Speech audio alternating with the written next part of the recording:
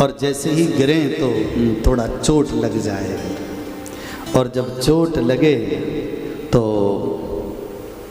दर्द होगा। दर्द होगा कि नहीं होगा?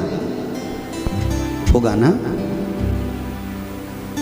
अगर मैं आपको पेंसिल और कॉपी देकर कहूं कि दर्द कितना हो रहा है, ये अपनी कॉपी और पेंसिल से एक पेज पर लिखें, पर ये मत लिखना कि कम हो रहा है ज़्यादा हो रहा है। ये दो चीज़ मत लिखना। सही बताना, आप लोग दर्द की परिभाषा लिख सकते हैं? क्यों? आपको दर्द हो रहा है, आप यही लिख सकते हैं कि ज़्यादा हो रहा है। आप ये बता सकते हैं कि कम हो रहा है, टैबलेट खाने से अब कम हो गया, अब बंद हो गया, परंतु आज तक वो शब्द नहीं बने कि जिसे लिखने से कोई समझ जाए कि दर्द कितना हो रहा है। जब तुम दर्द की परिभाषा नहीं लिख सकते तो उस ब्रह्म की परिभाषा क्या लिखेंगे आप? ठीक उसी प्रकार जैसे जिसको चोट लगती है, जो दर्द को महसूस करता है, केवल वही दर्द को जानता है। उसी प्रकार कोई योगी उसको देखता है और महसूस करता है तो केवल वही जानता है। और ठीक उसी प्रकार जिस प्रकार दर्द होने वाला व्यक्ति किसी को बता नहीं सकता कि कितना दर्द हो रहा है, उसी प्रकार योगी को जब दर्शन होता है तो वो बता नहीं सकता कि परमात्मा के दर्शन की अनुभूति क्या है। बड़े बड़े ऋषि उसी में डूब गए। तेजो बारी मृदा यथा विनमय। आपने कभी देखा होगा रेगिस्तान पर जब सूर्य का प्रकाश पड़ता है तो पानी की अनुभूति होती है। कभी आप रेगिस्तान में नहीं गए हों तो बस में तो यात्रा की होगी, तो सामने जब गर्मी पड़ती है तो रोड पर ऐसा लगता है कि दूर पानी है, पर जैसे जैसे बस नज़दीक पहुंचती है वहाँ पानी नहीं है। तेजो बार मृदा यथा विनमयो। जिस प्रकार रेगिस्तान में पानी की अनुभूति होती है उस प्रकार ब्रह्म की अनुभूति सब जगह है, पर जैसे जैसे आप उसके पीछे भागोगे वो उतना दूर चलता चला जाएगा।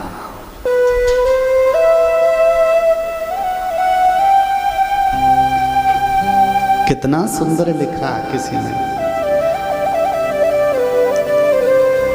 कस्तूरी कुंडल बसे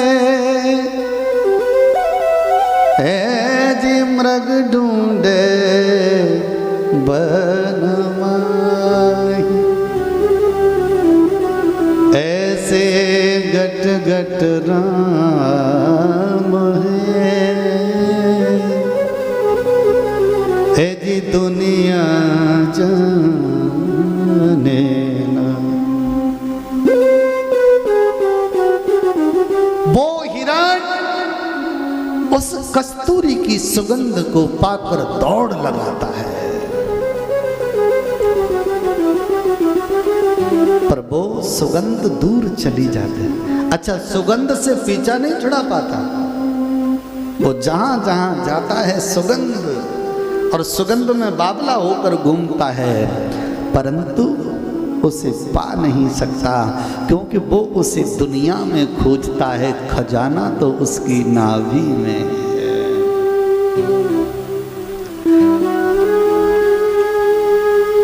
नामे मंदिर नामे मस्जिद ना काबे कैलाश, नामे बकरी नामे भेड़ी नामे छुरी गड़ास में, मोको कहाँ ढूंढे बंदे मैं तो तेरे पास।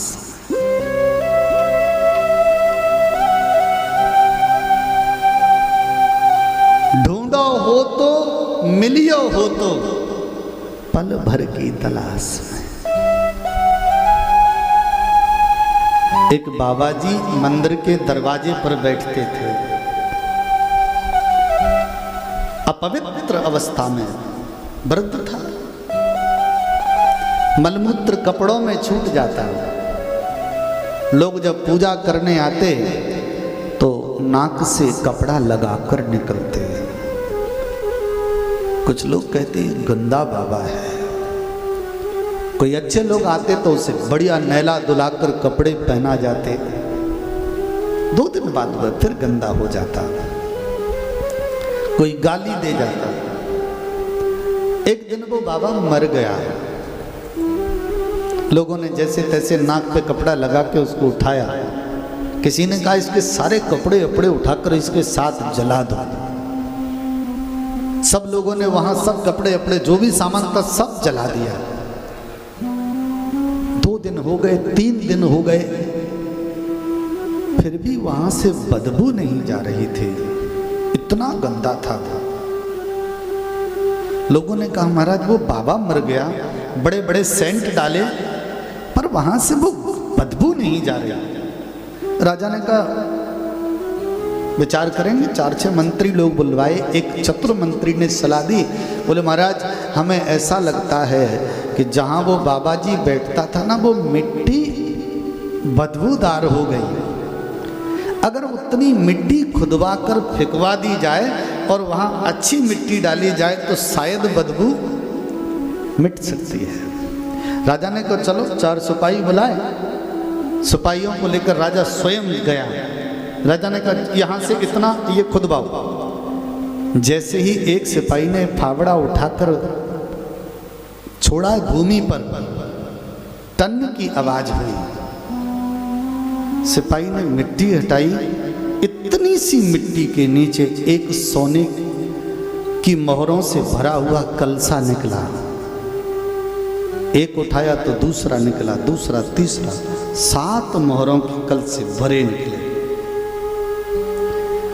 सब लोग बड़े खुश हैं, पर राजा की खोपड़ी घूम रही है। मंत्री ने पूछा महाराज आप चिंतित क्यों हैं? माल खजाना निकला है, इससे अपना खजाना और बढ़ जाएगा। राजा ने कहा मैं इसलिए चिंतित नहीं हूँ। तो बोले मुझे चिंता इस बात की है कि जितना प्रयास ये बाहर वालों से मांगने के लिए करता रहा, उतना प्रयास जिस जगह पर बैठा अगर भूमि को इतना इतना अगर कुरेदता भी रहता तो ये सारा खजाना उसे ही प्राप्त हो जाता।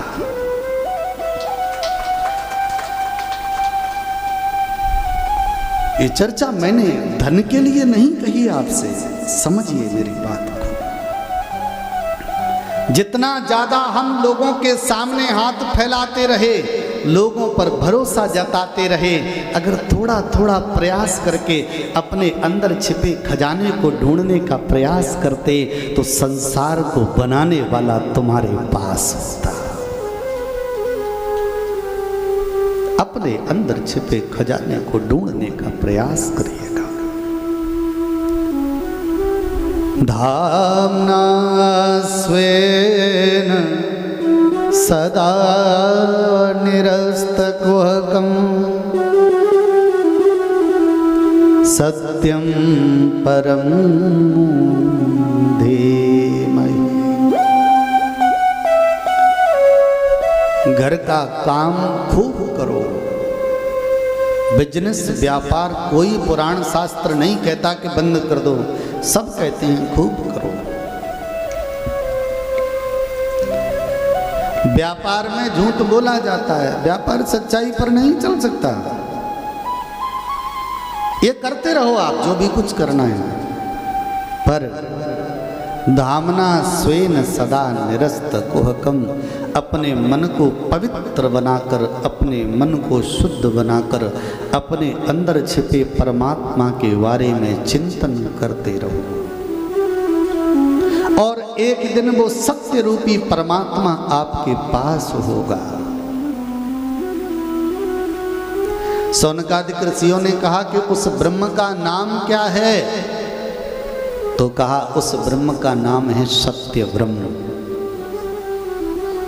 ब्रह्म नहीं कहा, सत्य ब्रह्म। और सत्य ब्रह्म तो मैंने लगा दिया। भागवत के श्लोक में उस परमात्मा का नाम केवल सत्य है। सत्य